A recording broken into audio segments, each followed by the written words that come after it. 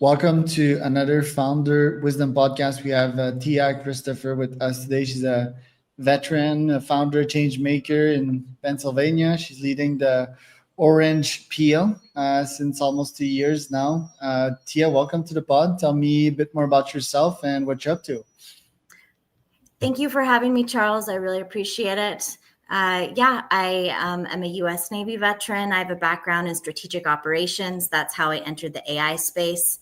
I noticed that there was a disconnect between the tech makers and the end users, and I decided to found a startup, and now here we are. So how did you get in the Navy?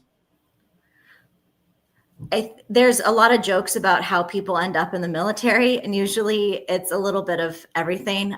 My grandfather was an ace fighter pilot in World War II, and he inspired me a lot, including my tattoos. But I also wanted to pay for college and travel and see the world. I signed up as an Arabic linguist, and I guess that was my foray into the love of languages and finding ways for people to connect. And now I do that for a living in a different way. What did you do specifically in the Navy? Was it just translations, understanding information? Did you also talk to the not so good guys, or what was your role? So fun pro tip here, if you want to interact with other people in a foreign language, join any other branch. The Navy is more listeners and cryptology when it comes to languages. I actually never used my language skills in the field. I got injured and had to restart my life and learn how to live with a serious disability. And so that was quite the lesson in my early 20s, but that's made me an expert at learning how to pivot and how to make the best out of a situation. How did you get injured and how did you survive that? I am completely fine talking about it, but you probably weren't expecting your podcast to go this direction. I'm a Navy rape survivor. So because I would not stop prosecuting my case, I was hazed and made an example of, and that led me to have serious health complications. I became a very well-known advocate talking about sexual assault and how we can actually come together, men, women, and make things better, because honestly, the military is a great place. I did have an overall good experience, but a few bad apples can ruin a lot of lives. So I actually helped change policy on Capitol Hill and create training materials for the medical community to help survivors like myself. But that work is incredibly taxing. And so that's why I pivoted and learned different skills like strategic operations so that I could really live the second half of my life for myself after doing advocacy work. Yeah, this podcast, it's fully libertarian, so you can speak about anything. And if it happened, then let's talk about it. I understand that it's taxing though, right? It's quite a hard event to live through. I think it happens a lot though, or did happen a lot back then. So tell me about the process the painful process to actually get that up to the legislators and have that as a new law. What did you do in that space? Yeah, so some of the work that we did was really basic, where we worked with legislative staff to explain the issues and teach them the stats and how prevalent sexual assault is in the U.S. Armed Forces. And so that was some of the work we did, basic education. I also was deposed in front of the California State Legislature and also in front of the Senate Armed Services Committee. And part of changing the law is getting it on the record. And I think what might be interesting for your audiences is at the time that I was being deposed and putting my story along with others on the public record, that was the beginning of news articles being published on the internet and where people could actually comment on articles. And so we learned the hard way of what that could mean. So I helped break barriers on having my face and full name as a rape survivor in the media.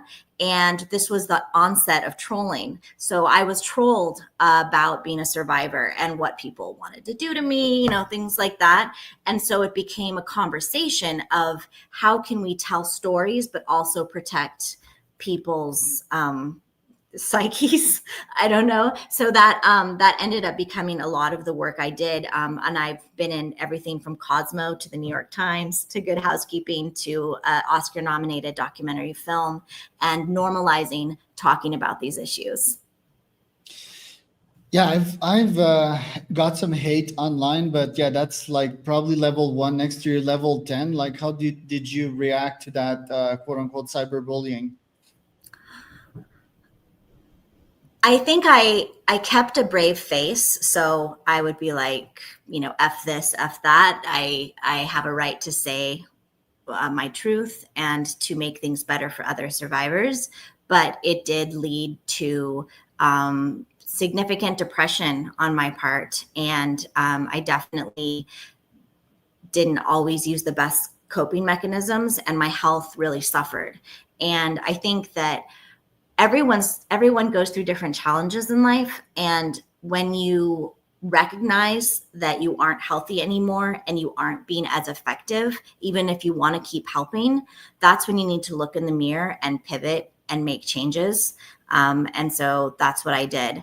I've now written, I'm on the second draft of my book. So my next way to really help the community is to tell my story in my own words, not that of a reporter. And I have it paired with resources and research so that hopefully my story will help other survivors. And a big trauma like this, is it a multi-year, even decade-long battle? Like, how does one heal from that? And yeah, does it still linger even up to this day? Yes. So I have good days and bad days, and good, good weeks and bad weeks. I am very lucky to have comprehensive healthcare through the US government at the VA. I actually have an appointment this afternoon. And that being on top of my health, being proactive, is incredibly important for the success of myself, my relationship, my business. I take it almost like a job is managing my health. Because of my specific type of PTSD, I have days where I can't leave the apartment. I am too overwhelmed with anxiety. And that's one reason why I decided to start my own business, because people with disabilities can be small business owners. People with disabilities can do everything. I backpacked Europe to show that you could be a survivor and have PTSD and still live a full life and do all the things other people can do. Just sometimes I have to take breaks and I have to respect my limits. And did you had a hard time trusting men again after that? Yes, 100%. And I'd say that the gay community was really fantastic. My gay boys got me to dance again. They were like, well, let's get on the dance floor and move your body. I moved to Mexico and I lived there for 4 years, and the culture there got me to get back in touch with my confidence, really, as a woman, and dancing, things like that. I think for a survivor, you become so into yourself and protected with a wall. And I think, dance and sharing cultures and music is a really organic way to heal. And did business feel easier afterwards, or other life traumas that may have happened after that? Do you felt that you were grittier after this? If I can talk about rape in front of hundreds of people, I can talk about AI integration. If I can present in front of the Senate Armed Services Committee, I can pitch my business in front of VC investors. I have nothing to lose. I also know how strong my core is. My grandfather was not only an ace fighter pilot, but he was a business owner. And I believe I inherited a lot of things from my grandpa. And this is an exciting part of my life where, seriously, Charles, like, I feel like I'm living this part for me. I I am having fun. I am invigorated by the challenges and the learning that goes into being a business owner and the fast moving AI space. I consider myself very fortunate to have this opportunity. Interesting. And what is Orange Peel about? Tell us a bit more about that one. Yeah, so the idea behind the name, the Orange Peel Collaborative, is there's different ways to peel an orange. You know, some people have a little plastic tool. Some people use their hands. Some people use their teeth. It doesn't matter how you peel an orange. There's different. Doesn't matter if you have a different background than me. Let's find something that we have in common, something similar, so we can come to the table and get down to business, get down to work. Let's remove the barriers. Who's your ICP? Like, who's your target client, and what do you do exactly for them at what prices? Yeah, so we have several target clients. Because I am a small firm, I am very open to subcontracting. So some of my target clients are literally firms doing AI integration that are larger than me, and I will happily accept subcontracting work. The other client for me are the tech makers, the AI and robotics firms who are looking for help with the client readiness piece. You can write me in as a line item in the sales contract, and we will go in and help your client be prepared for your tech solution. So we ask the tough questions, and honestly, a lot of the questions we ask aren't tough. We ask the line staff, have the leadership explain to you what's being installed? Do you feel prepared? What kind of training do you think you need? We ask leadership teams, hey, was this a unanimous decision on the board? Do we need to talk things out? Where do you want to learn as a leader about the advanced technology that's going to be implemented in your manufacturing plant? Like, where are the sticking points, and how can we help you be successful and optimize the advanced tech that you're bringing into your business? Interesting. And it's focused on nonprofits, right? And B Corps? No, I'm actually focused in the manufacturing and agriculture business space. However, my background, as you'll see on LinkedIn, is heavy in the nonprofit space.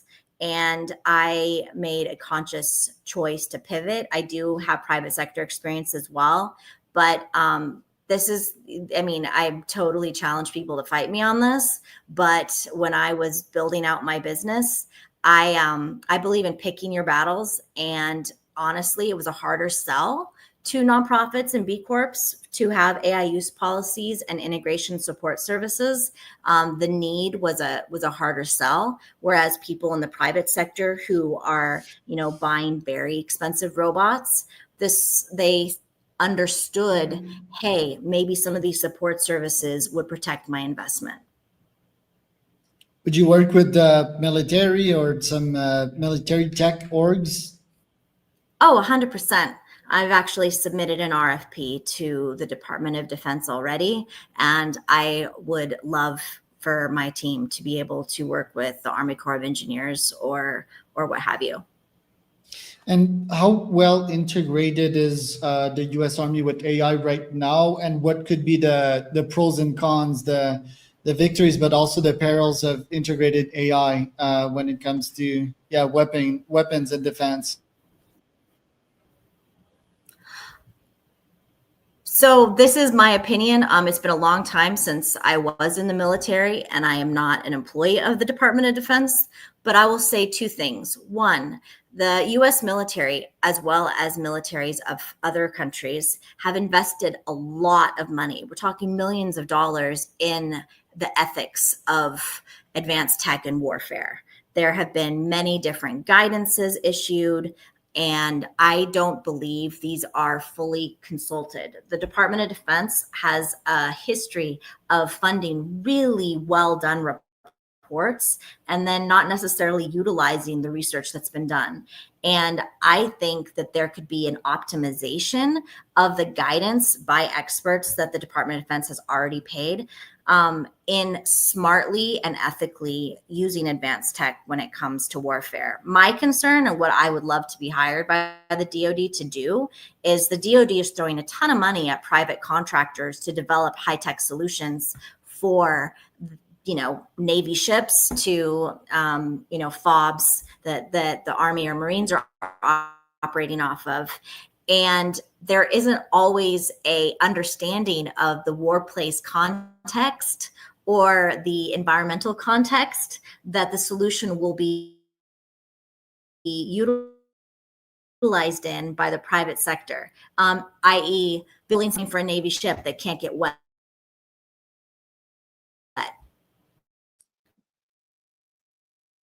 Yeah, we're losing you.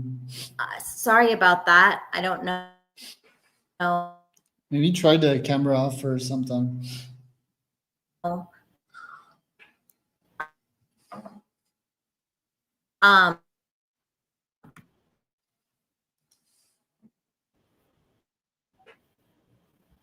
Here. Can you hear me? Yeah, faintly. I think someone is downloading heavy videos in the apartment.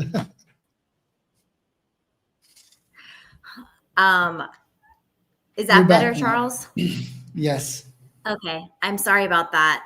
No, just what I was saying is that the environmental context is not always understood by the contractors building the solutions. And I think that the military could get a lot more bang for its buck if there was some prep work done. And I would love to do said work.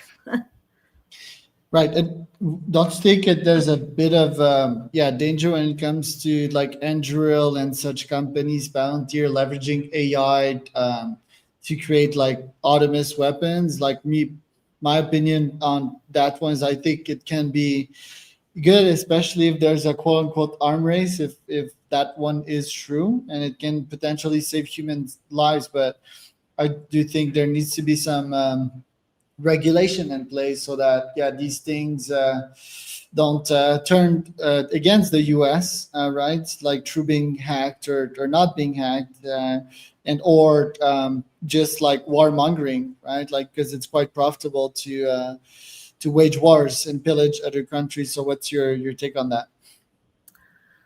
I have a lot of personal opinions about that. I'll say this. I have a lot of respect for the EU, for Japan, for Singapore, for countries who have elected to have guidances, the UK as well, on the use and rollout of AI. The US, shocker, has a cowboy approach to AI development. And I think the cowboy approach could really bite us in the ass. However, that's all I can do is have opinions. The US is going to do what it's going to do. Right. And nowadays, with the orange pill, tell me like how you get your clients. What's your GTM motion to get new clients? Yeah. So I chose Pittsburgh for a reason. It is the global center for robotics randomly. However, Pittsburgh is also very supportive of its business ecosystem. So I do a lot of networking. I have joined state councils. I really get involved that way. And so my initial clients, I am working with training conglomerates for conferences through different community collaboratives here in Pittsburgh. And then I'm also a subcontractor to larger firms, like I mentioned. And that's where I'm getting business. However, through my different networking, I plan to have more and more B2B sales. How did you choose your business partners, your co-founders, and yeah, your team? How do you actually pick and select them? So my team worked for me before when we were all at the nonprofit, the AI for Good Foundation, where we were funded by the United Nations to build machine learning solutions for to track the progress on the United Nations Sustainable Development Goals and also looking at climate change. I worked with this team in collaboration with the Tony Blair Institute to create the AI framework for Ethiopia. So my team has done, we've also done city work both in Canada and in the United States as far as smart city implementation of advanced tech solutions. My team is incredible. And it's going to sound really cheesy, but it's the truth. When we were all laid off a few years back, part of my motivation for launching my own business is I wanted to bring my team back together. And I wouldn't choose anyone else. Interesting. So, what are your top goals for this year? Where do you want to bring the company? Yeah, so I mean, I want to hit my first million, and I sooner the better, as far as I'm concerned. Also, we will be launching formally the Orange Peel Mexico this fall. So those are some of my goals, and to be able to pay my team full time. I mean, I am a startup, so it is very scrappy, and I want to be able to fire on all cylinders and have us really making a splash in the AI integration support service space. And how do you leverage AI yourself? Like, what's your AI tech stack? Yeah, so I again, I have an operations background. I love tools like Scribe AI. I use ChatGPT myself, but I tell everyone to screen chat's results. It will make up quotes to make you happy.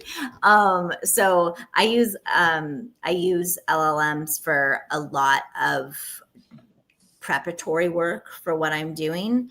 However, a lot of the actual creation of content, I do that myself.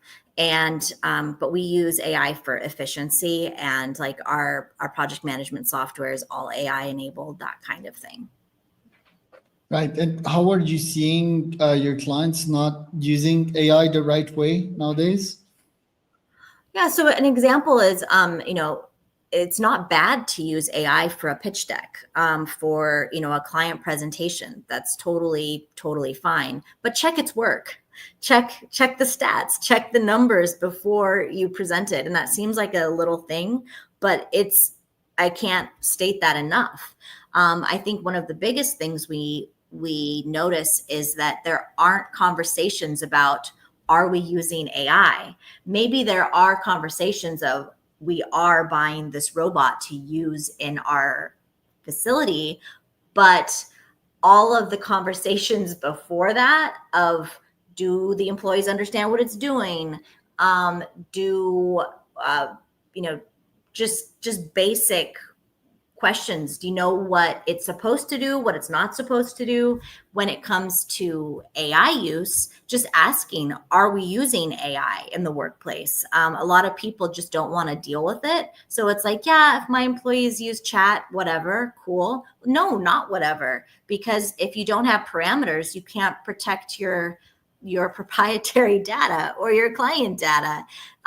It's just having these conversations, I can't stress it enough, is really important. Tia, thank you for coming on today. Where can people find out more about you? Yeah, you can go to our website, the opcollab.com, and we're the OP Collab on LinkedIn as well. And I will be beefing up my socials when I can throw money that way. But quite frankly, I'm throwing money other directions. Tia and Charles for